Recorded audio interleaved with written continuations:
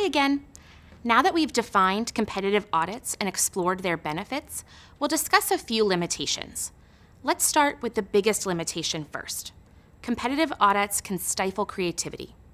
If you spend too much time focusing on what others are doing, you might prevent yourself from creating a truly innovative product. Innovation doesn't happen by copying the competition. The key is to understand what the competition is doing and use that as a starting point to push forward and innovate.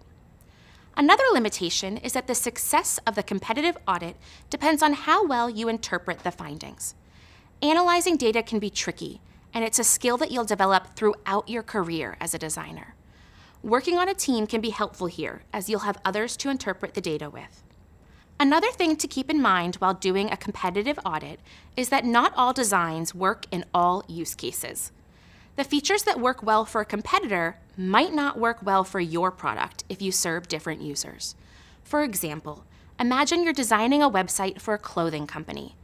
A competitor has a feature that shows photos of customers wearing their brand's clothing on social media.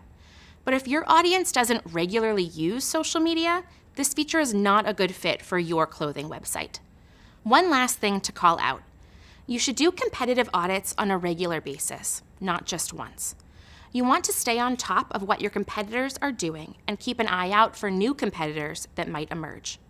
All right, now that we've discussed why we do competitive audits and their limitations, coming up, we'll share the specific steps to take when conducting a competitive audit. Let's go.